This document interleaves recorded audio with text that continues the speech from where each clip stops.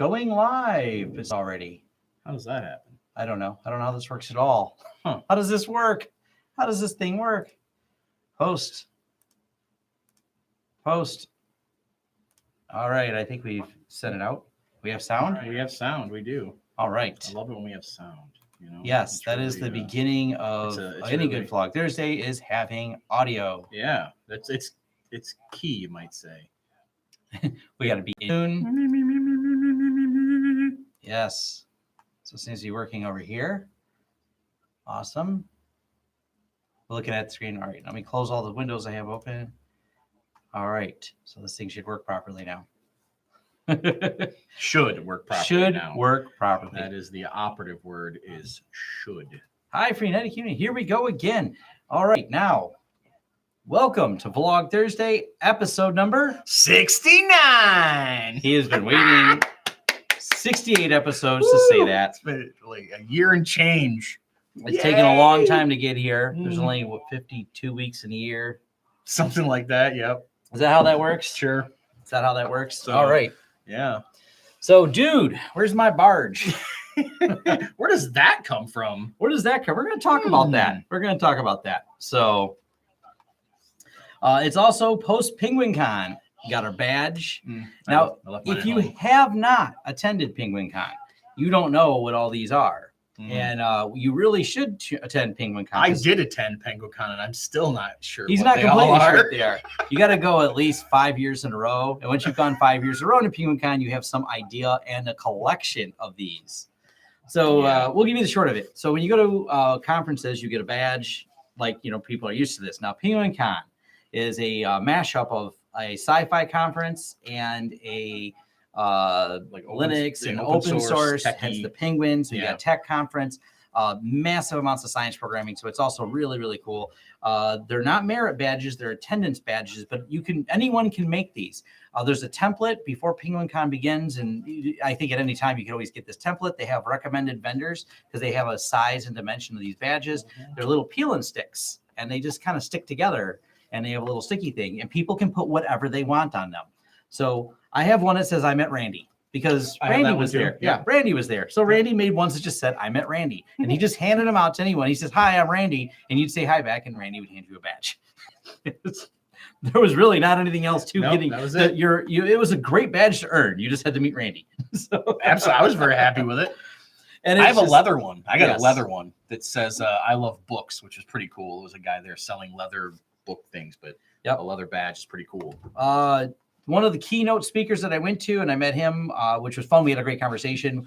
Was what's that? I didn't eat a Tide Pod. I wish I had that. Yeah, I didn't. You didn't. I ate the Tide Pod. That's I didn't eat a Tide Pod in 2018. Was one of my favorite ones out there.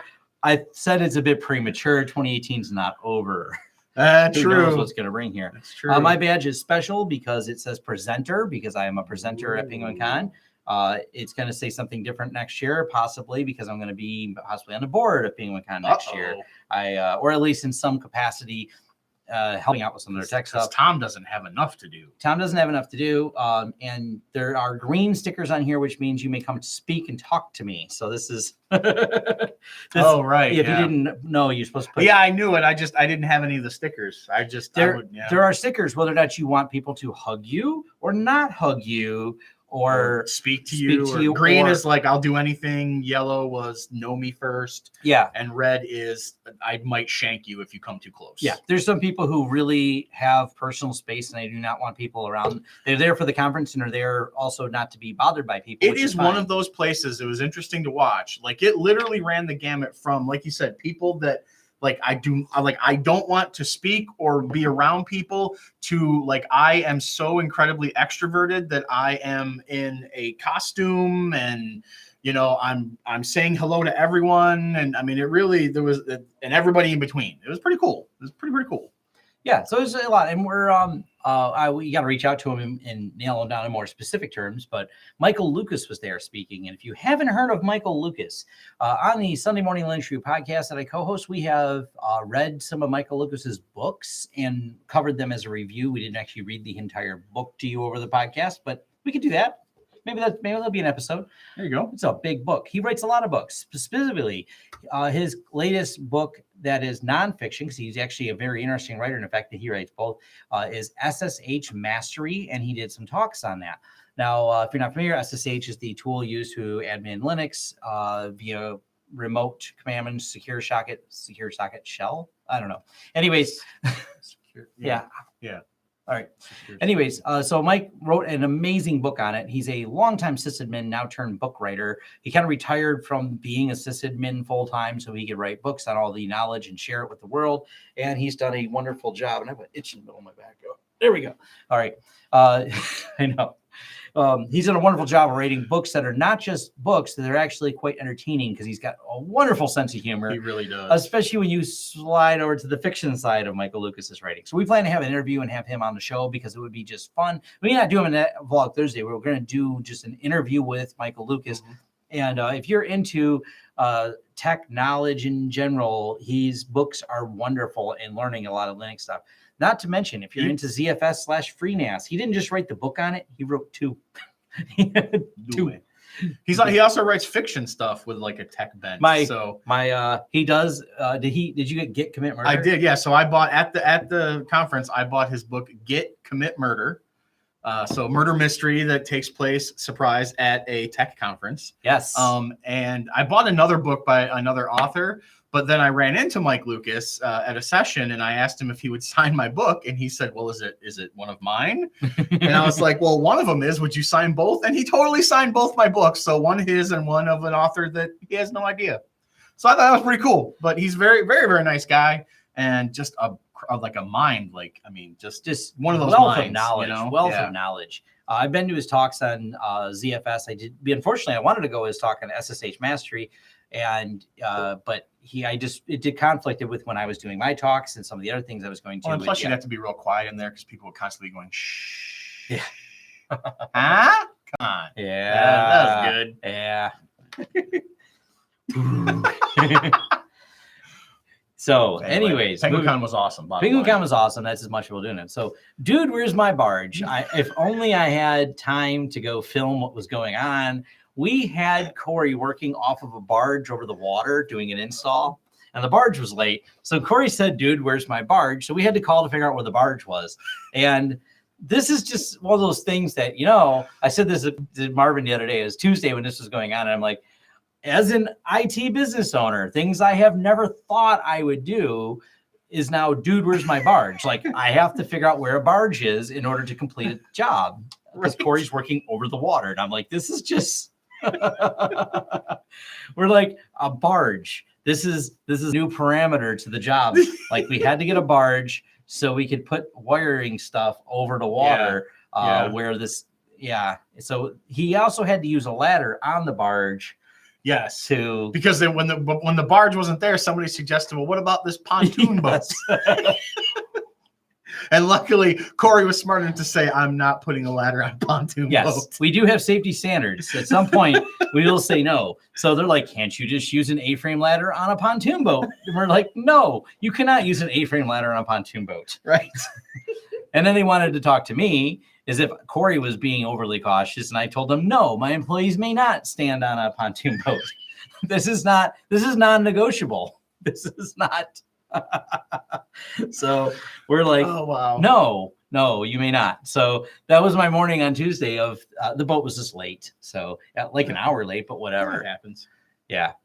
Then they wanted them. There was this calamity. I wish I would have been there, because it would have been fun to film it, but I just did not have time to go to the water where it was happening. I would love to film more stuff. It is really on my to-do list. Well, it's fun to get those things. Like Corey just sent us a picture of a pontoon boat. Yeah. He's like, "Dude, where's my barge?" And then there's this pontoon boat. We're like, And then he's like, "Where's my barge? This is not a barge." Right. This is not a barge. I hope they don't think this is the barge. And I'm like, talk to someone in charge. Well, I don't know. No one in charge is here. There's just people wandering around. And I'm like, that's, The guy in charge is on the barge. Yeah. He's bringing the barge in. Mm-hmm. Oh, too funny. Yeah.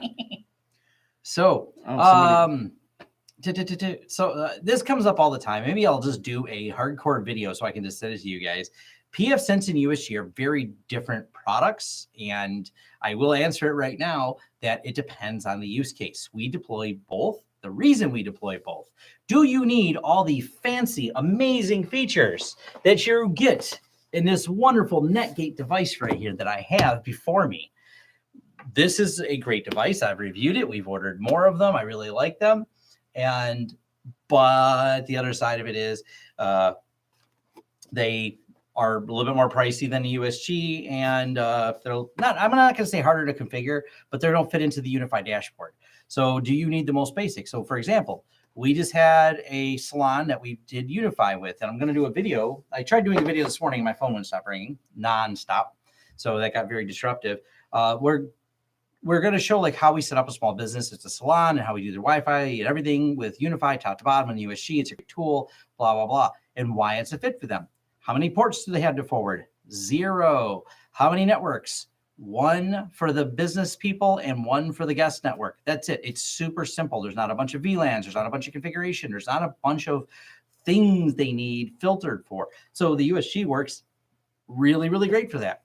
We did that project we're doing for Rev.Fun, the Build Big project. There's 5 VLANs, inter-routing in between there, traffic shaping for the devices to make sure priority that, goes on there. Once you start needing those advanced features, especially the traffic shaping one, now you need an advanced firewall that can handle all of those things.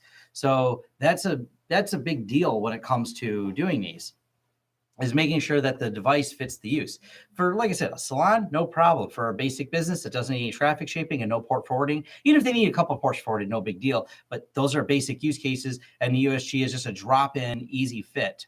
pfSense is amazing and does all kinds of fun, fancy stuff, packet capture, diagnosis. So once we get into the larger businesses, it's kind of what we end up going with for them. We also have, not that we recommend, but that we support for our clients, lots of random firewalls, everything from Zywalls to Sonic Walls. I'm less of a fan of them in new deployments, but we've had to deploy them. For example, we have a company that the only firewall that is supported for the VPN for their software, that cloud software they use, they don't just connect over the internet. They don't trust the internet. So they have a VPN from the office to the cloud provider, which is fine. It's a nice, secure way to do it. There's nothing wrong with it in terms of security, but they require a Zywall or some crazy expensive Cisco. We went with the Zywall because it's a 5-person office. The Cisco was like $3,000. Yeah. The Zywall is like a couple $100. And the only thing it does is VPN the office. Now they said you can put whatever firewall you want in front of it if you wanted to, but instead we set the Zywall up with a secure network for them, and away we go. So there's different use cases on there, but yeah. Netgate, someone asked the question, clearly you weren't watching the video. That doesn't say Netgate, does it? Sorry, couldn't help that but be a smart ass. Wow. Do we deploy it on Netgate hardware? Yes, we deploy it on Netgate hardware. That's this logo on the box. Right there. That's the name. Sorry about that. But that is one thing about YouTube that I've learned a lot about. People ask questions. Someone said, did you test it with hardware offloading? I'm like, this was another video, and I'm like, literally the title of the video, and the only thing the video was about is the thing that you're asking a question about. I don't even know if I should reply sometimes. So I totally tell Marvin, I'm like, just search the videos. Yeah. But yes, Netgate hardware, when we're deploying it for businesses, 99% of the time it's going to be on Netgate hardware because it's supported well. I don't worry about updates. It comes with a warranty and everything else. And if I ever needed some type of support for some weird, crazy configuration, you can contact Netgate, and I can guarantee they're going to give me support on this product because it's their product. So if there's some type of troubleshooting, their support's great. They have contracts they sell if you needed, SLAs and things like that. They're a supported company about their products. So yeah, definitely really nice systems for doing that. Which model Netgate is necessary? Minimally to traffic shape 500 megabytes. Minimum, maybe this. You're probably going to go up to, this is the model we have in this box here, SG3100. It may push it to do traffic shaping at this. You would probably need I think it's, don't quote me, at a 71. If you email me or if you look on their site, they have that scaled information actually on their site for which model you should buy. And that's actually a nice thing about their site is they do, because they sell the product. You can talk to your salesperson, say, these are the parameters, and they'll tell you, oh, you want this model. You say, I need to traffic shape a fiber optic 5 gig connection coming into my office. They actually have a model. Someone contacted me and they haven't replied, but they asked about from the Netherlands. They apparently have this really complicated setup, which is fine. They want an HA, which is a high availability, which means they want a pair of Netgate devices. Netgate actually pre-sells the pair of them in that configuration for failover. So if one dies, the other one turns on automatically. Yes, that's a feature that they sell. You just reach out to our salespeople and they sell it. There's a reason I go with a lot of the Netgate devices. It supports the development of pfSense because some people are like, I can build it cheaper by buying some random parts and putting it together. You're right. I buy Netgate and I pay for the subscription.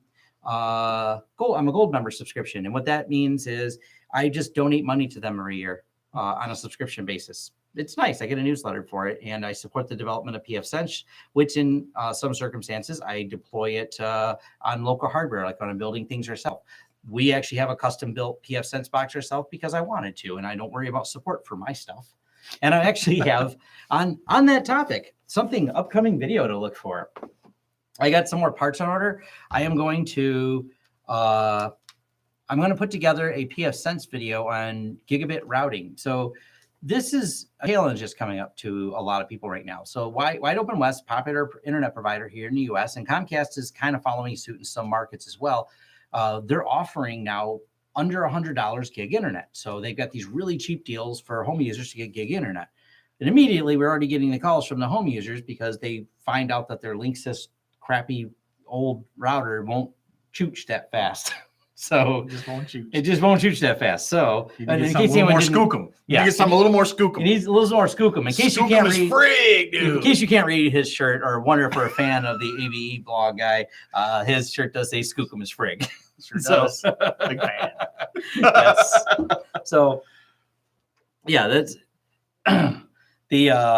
so that's one of the projects I'm going to do is how to build your own pfSense on a budget because you're doing it for your house. So you're not worried as much about support. So I have some like budget builds and hardware you can get that's going to allow you to route at gigabit at an affordable price and actually keep your network separate and keep your internet of insecure devices all on a separate network. I'm going to do some breakdown videos and where to source the parts from to do it on a really inexpensive basis for home users. Internet of insecure devices just made me chuckle for some reason. Yeah, so and I'm going to break that down. How do you put these devices over here and these devices over here and how they route between here? So if everything arrives on time, I'll actually be doing the video this weekend. All depends if everything arrives on time. That's always the killer thing here. Powered by hot sauce. Yeah, he said we need to have stuff with a logo that says powered by hot sauce. Yeah, That's a I'm good working idea. on that. When things fall to Tom, that's where things get broken. So I always go back and forth.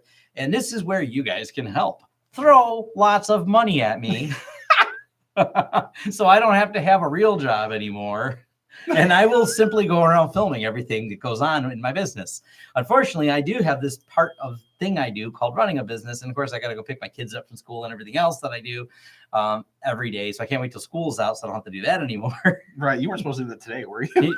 I already got the kids. Oh, you so- did? Okay, yeah. good. Marvin's like, did you get the kids today? I was like, wait a minute. Yes, It's I did, 5 as a matter of o'clock. fact. They're just sitting outside the school now. They're like, Dad, where are you? They're like, dude, where's my dad? Yeah. Yes, I've seen the espresso bin for home networking. I kind of want to do some testing with it. It's on my to-do list. I even think pfSense, the Netgate folks, have a spin they support for it, for the espresso box. It's on my to-do list to play around with some of those things. And I may even I've looked at a couple other firewall softwares that if I have time to testing. You know, I would love to figure out some ways, and I'm working my way towards it, but YouTube only pays a limited amount of money. So it's like I do this as fun. It's kind of advertising for my business, but I actually have a real job because I have real bills and I have kids that go to going to college and everything else too. So, so there's bills to pay, or I would just sit and play on YouTube all day. That's definitely what I'd almost rather do is just experiment and play with things. Well, I mean, is it necessary that the kids go to college?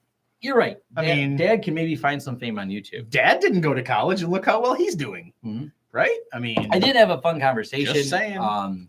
With Wendell from Level 1 Techs. I got to meet him over the weekend at Penguicon. He was there being low key and quiet, but definitely had some fun conversation. I like him. Definitely a nice guy. Thank you for those of you that told me just to tweet him and that. So I actually emailed back and forth with him. He was gathering up some footage for Penguicon. We only talked a little bit, but super nice guy. It's fun. We have a lot in common. We actually started a business the same year, which I thought was interesting. We both started our business 2003. And but they do some great work over there at Level One Techs. But it's kind of the same thing. Me and him talked like, hey, making YouTube videos is great, but it doesn't pay what my real tech job pays. So I kind of like my real tech job. So that's still yeah. I've wrapped myself up in that. If only I could lower my expenses and not. Yeah, I already got kids though. Let's see. They're wonderful. I love them, but it takes me. They're really getting in the way of Tom's YouTube dreams. Yeah, they're not in the way of my YouTube dreams. YouTube dreams are pipe dreams. There's that Business Insider article that says, quit telling your kids they can be a star. And I think it was a little bit too harsh, but I think there's a lot of people who just assume they can be the next whatever celebrity on YouTube. And although YouTube has made it easier and more likely for you to become some type of celebrity and maybe build an income by being a creator, they have made it easier and better than it's ever been before. There's a lot of people that do very well on YouTube, but it's still a very small percentage of them, and you're still playing on YouTube's platform. That's why I always try to look at myself as a content creator, and I think about how to back up all my videos just in case something happens on YouTube. And I bring this up too because I had an interesting one today Marv doesn't know about. And so the question comes up a lot. How do we get around the firewall of the government that I live under, or regime, or whatever? And that's because we have an international audience. Thank you very much. I see maybe checking in from there. Yeah. So the problem comes is the deep packet inspection, how to obfuscate around that. I've been asked on several times to set up systems for people so they can get out of the country because they're less technical savvy. And they're like, hey, you seem to know about this, so you could probably set it up. I'm like, I probably could. I could probably find myself on a list somewhere. I may not be under the direct jurisdiction of those regimes. Right. But I'm not exactly a fan right now of doing it. So I had to turn down recently a job, but it's actually come up more than once where I get different messages on things. I'm like, yeah, we're going to go ahead and not do that. So yeah, so that's definitely a concern that occurs. That's a good point. Somebody said, Skip said, Tom, you're using Linux. You're already on a list. I'm already on a list for using Linux. Yeah. Bring in the cloner thing. They'll know what that means in the other room. Okay. This is something that Marv doesn't know about. I want to see part of our fun each day is to get Marv and catch him off just a little bit of something that we say that is so absurd. Marv goes, that's a good one. Yeah. And we're going to say, bring in George. Bring in George. We want to showcase him. Oh boy. On Vlog Thursday. See. Oh, look, they got it. This is what happens when I work at home in the mornings. So hold on. Did you see that? There's something on there, but I don't know. What is this, Marv? I'm going to guess it's a... This is for cloning hard drives. Okay, I was going to say, yeah, okay. So this is a doc by Kingman that'll clone hard drives. What would you name this? George? George Clooney. Exactly. I found it pretty amusing. It was like... That is pretty good, yeah. See, when you were first doing it, I almost thought that it was like an old school, like for dubbing tapes or something, but okay. Yeah, it's for copying our 8-tracks. Yeah, it's for copying. Right? Yeah, I was like, really? What's the? So I like that. George Clooney is awesome, right there. Yeah, George Clooney. These are the childish things that we use the stickers for. So at least part of our day is spent making puns. That's pretty much and the worse these puns get, at least part of it. And then we have an encrypted. Well, the toaster is actually Tom's car. The toaster is my car. Look through the videos; you'll see it at some point. It's a toaster. There's a toaster. There's a Twitter post about the front falling off because the front fall off my car. I want people to think that usually happens. They're normally very safe. Yeah. They're normally very safe. We're going to do that skit sometime soon. But it's something... Tom Clooney, the hunt for the red sauce. The hunt for the red sauce. That's awesome. Good stuff. Yeah, someone heard Mario. That my ringtone is Super Mario. Can you name what Super Mario Brothers that is? I know you can, but can someone hear? Did you hear enough notes to know which Super Mario that is?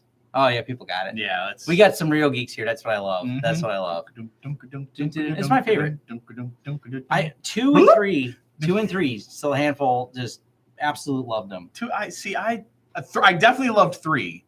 I don't think I played 2 enough to remember it like intimately.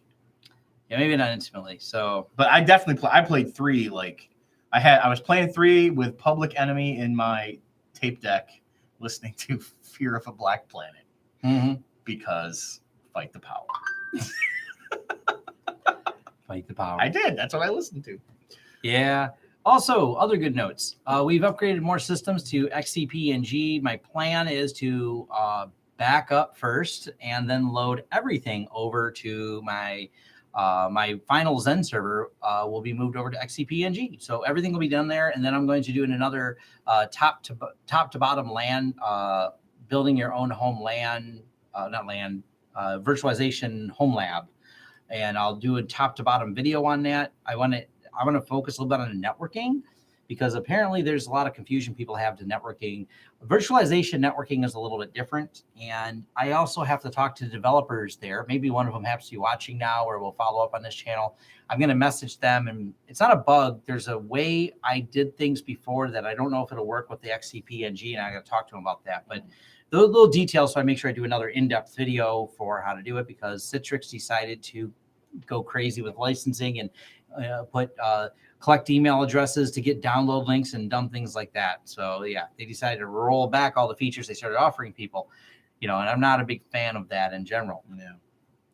I'm really big on the open source, and I'm really impressed when I'm looking at all the stuff that we run in our back office and things like that. Like, there's so much open source software running back there that it's just great. It's just like kind of cool to see how much you can build from top to bottom, service wise and everything else, and it's all on open source.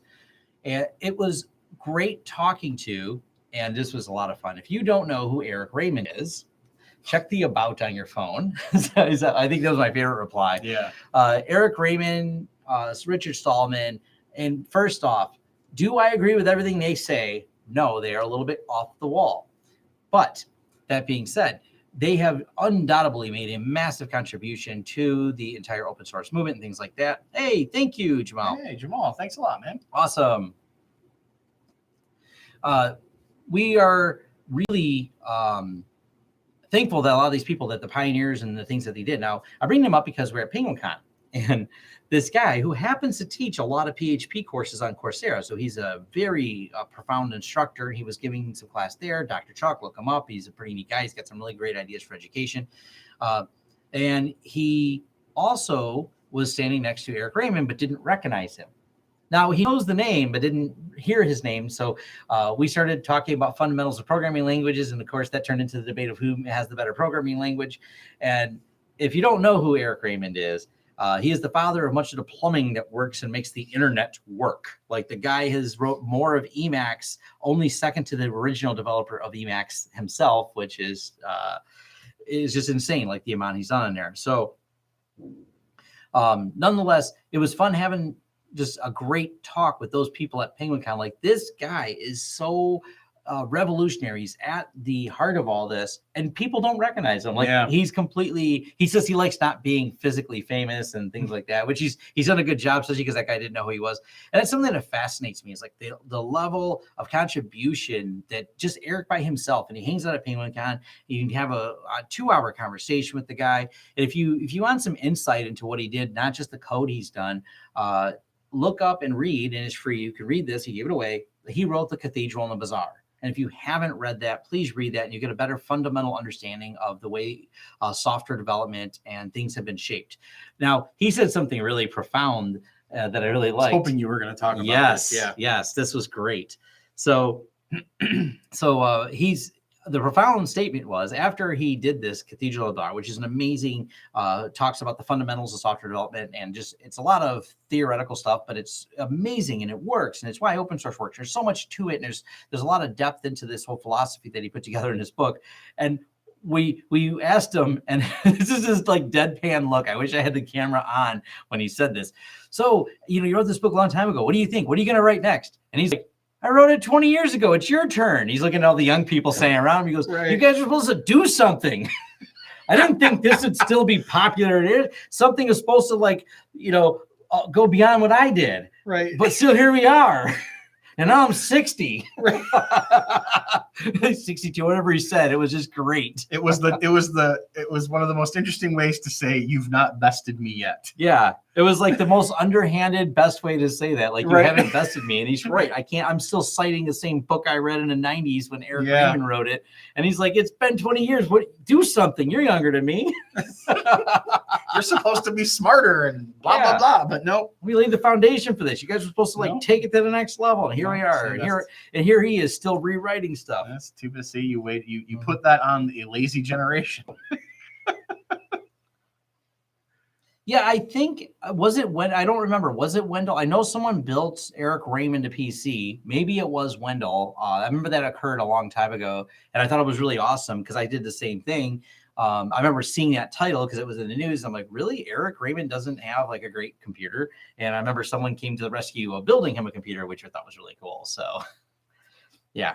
Eric's he's a nice guy. He's got all kinds of, this is where I always try to separate myself. He's got all kinds of political views and things like that apparently I've not read much into him. I don't care. I know what he said in software wise. There's someone out there that says, well, he said this thing at some conference. Do you believe his geopolitical view on whatever? I'm like, I don't know. If I go to a conference about him, it's about the software he's written and things like that. I always try to separate that because I made some comment about someone who solved some problem. And apparently this person's an activist and tweets on things that bothered people. And I'm like, I don't know. I like the software he wrote. I didn't know they were doing something else. I don't know. Yeah.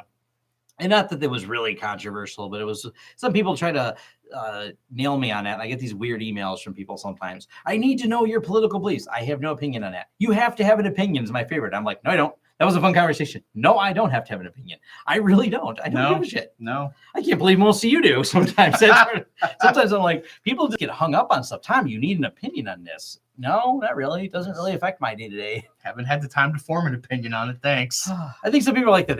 That's what social media is for. They need to find a place. They need to keep checking. They're in a thought spiral of check. I need to know, does something need my rage? Does it need my love? What does it need? Does something need my rage? Yes. Or does it need my love? Does it need my praise? It needs my attention. No, it actually doesn't. You can just turn off Facebook, close the lid, and go outside for a minute. It works. I mean, I'll admit, I have certainly got caught up, and I got caught up arguing with someone, and then I realized I'm arguing with the person who found an image that they believe is true with no scientific backing, and I can cite many articles, and they will simply repeat that I'm the one wrong, despite many articles that are well in depth from places like, I don't know, Harvard. And they say, but Harvard, someone faked that article and posted it there. My picture that says broccoli cures cancer is better than your cited Harvard research. Just okay. Well, at some point, I look like as much of an idiot as them. And I stop and take a look back and go, I just say you are correct, and I let them think they won. I mean, having been an institute of higher education for nearly 400 years, Harvard it's a flash in the pan. Yes, flat earthers. Yes, they're on there. Flat yes, my Google trumps your degree. So sometimes it's not even Google. They just find a meme. When did we go so far backwards? We didn't. Those people always existed. You're right. The now internet, they have a platform. The internet has become so easy to use. The uneducated masses now have a voice. I got no problem with the uneducated. Matter of fact, the best thing about this is that the uneducated masses also do things that end up on Fail Army. And I do enjoy Fail Army. So by all means, I believe in people's independence and freedom, and I believe in their freedom to be stupid, and I believe in their freedom to own a phone and record the stupid thing they're doing and then watch them on Fail Army. Because boy, that makes entertainment. And really, I always say this, but I forget it a lot too, is that the internet does let me know who the stupid people are, and I should be grateful for that. Okay. It was back when he was with Tech Syndicate. That was a long time ago. Yes. So. Oh, we're back on the Wendell thing. Okay. Yeah. No, someone brought it up. It was when he was so it was Tech Syndicate that did it. And I don't know the drama. If anyone, and maybe I'm asking for trouble here. I'm curious about that much. All I know is Tech Syndicate fell apart. And there's like people on both sides. Some people love these people. Some people don't. My understanding is that Wendell was part of it. He seemed to separate himself from it. And he seems like a nice guy. I don't know exactly what happened at Tech Syndicate. Some people blame everyone. And I've just seen, like, if you try to Google it, there's just so much information. I was like, I think it's just one of those YouTube channels that got big and wasn't very organized. They started making money and it just kind of broke. That's it, like nothing went right. So yeah, I don't know. I don't really know what all happened there, but I will comment this, and I tweeted this today, and it actually, someone noticed it was from John Green. Yes, it was. I'm a big fan of the Green brothers. I don't know how that much talent incurred in those two individuals, but we are thankful for having them, and the internet and online world is a better place because of much of what they do.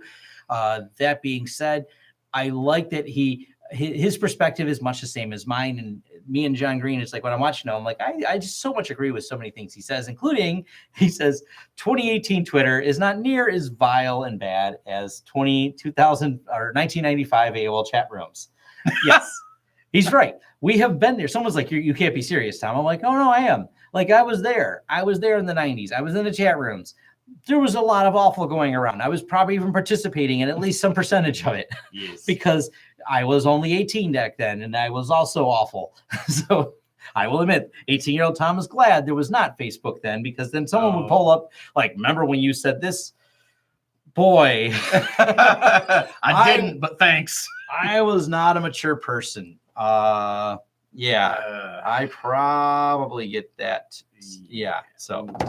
Wow. And Marvin's probably thinking I probably said some things. Oh, yeah. There's 20 in my head right now that I'm like, man, am I glad those aren't out there for anybody. I think this is the reason the generation coming up, they watch all the people in their age, maybe around their age, that are doing dumb things and posting on Facebook and creating these long permanent records of ourselves. And the younger generation is much smarter and goes, hey, we are not saving things in a level of permanence. So yeah. Yeah. Our immaturity is one of the reasons we started using Signal for yes, so that we could have some of our messages expire yes automatically after a certain amount of time. Yes. So yeah, we even ourselves. So this was a laugh I had with Marvin. I said we have a bad memes chat group that is all encrypted with layers of encryption, and only lasts anything that you post in the last 24 hours and goes away.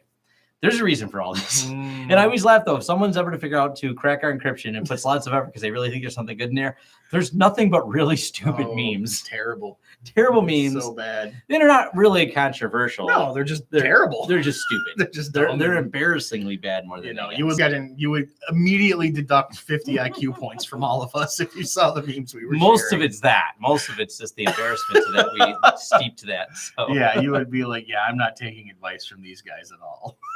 Yeah. If it was any consolation, though, I mean, we share them so we can have a ridiculous chuckle. Yes. Ridiculous chuckling is part of a requirement here at the office. On to more tech news, swinging it back over here and just tech things we have going on here. I have wiped and reloaded my laptop with System 76's Pop OS. Looks so cool. And yeah, I'm really impressed with it. So we did a basic review on the Sunday Morning Linux review of it.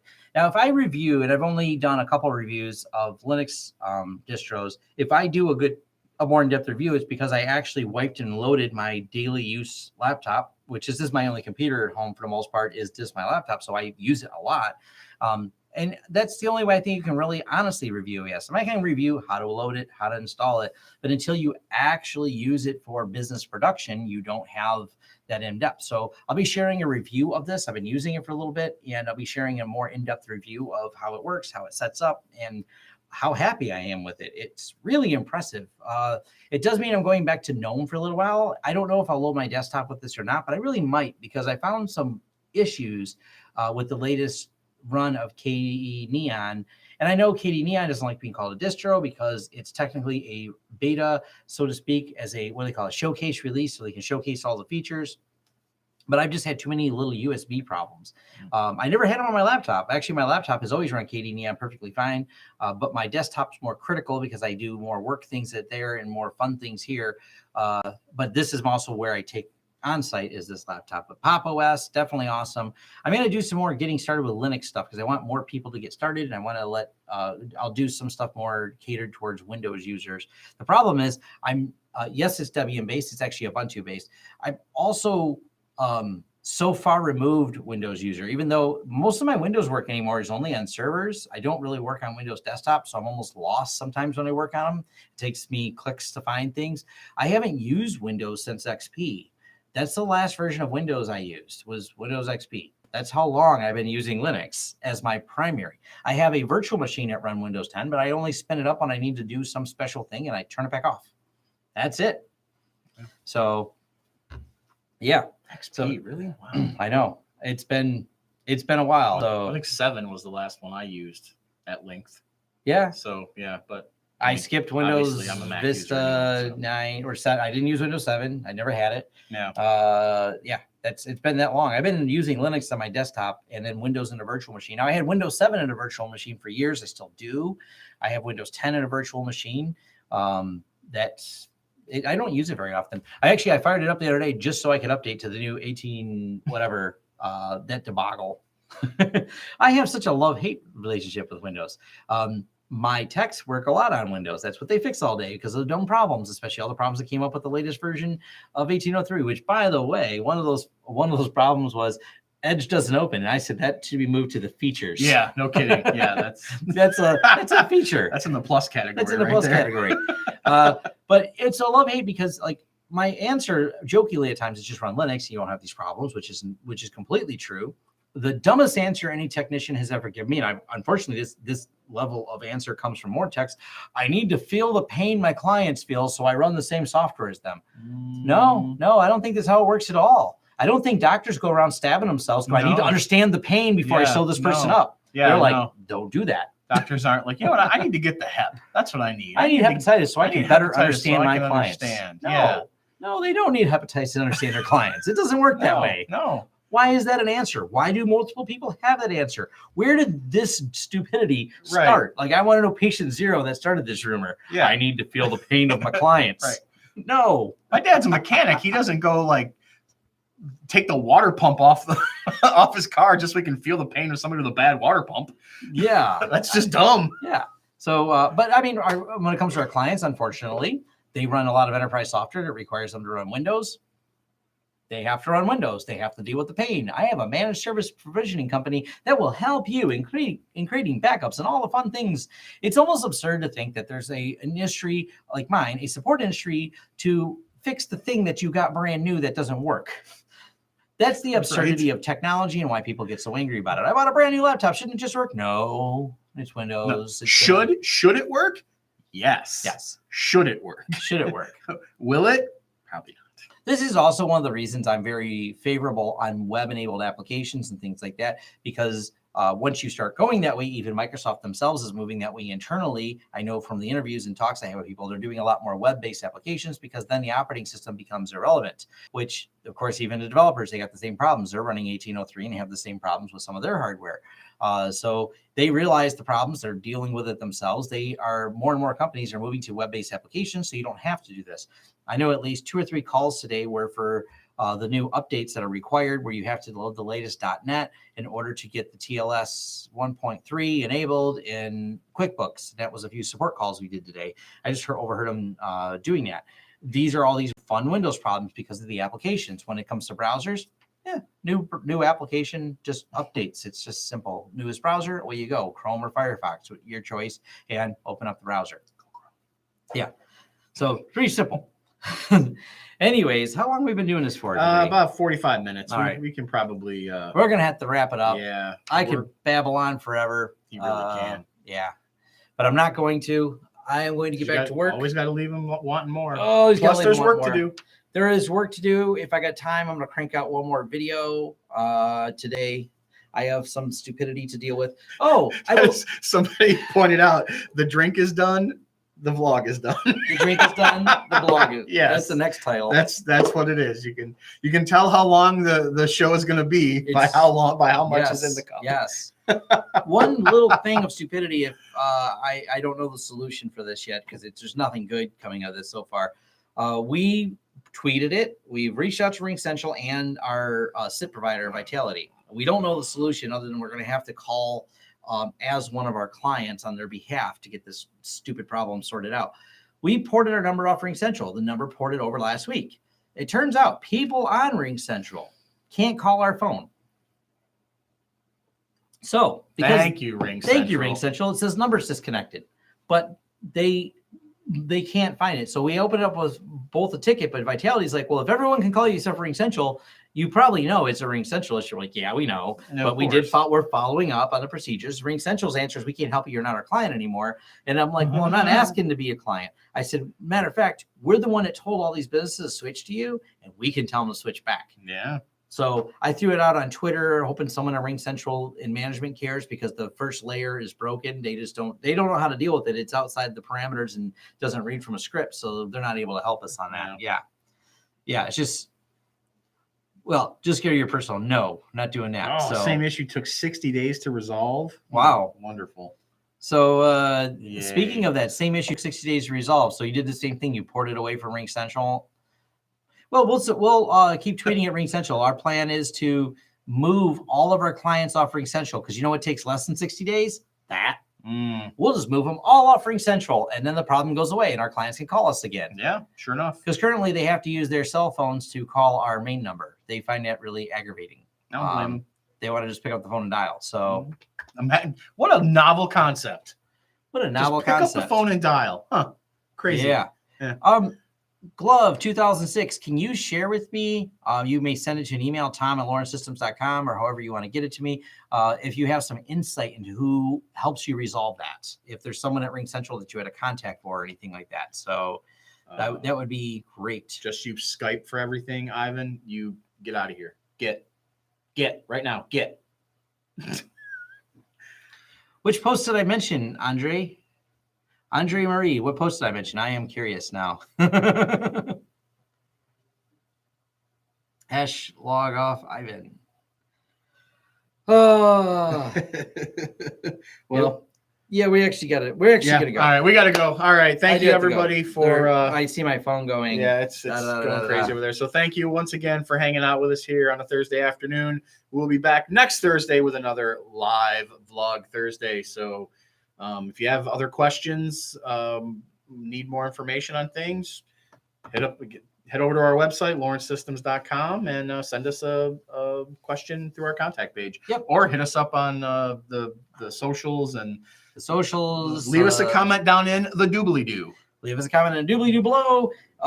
Throw money at us from Patreon. That's a good one. That would be a good one. Just fling money at us. Make it rain. Make it rain. Yeah, we got to do something. We're working on all this fun stuff. We're looking maybe at some point, once we hit a next level and I hire one more person, I want to go out and film some more stuff. I really want to do it because the barge one would have been kind of fun. It really would have. Yeah. Yeah. So there's that. All right. All right. See you next week. Take care. This mouse. That one. Yeah. There's too many Mises.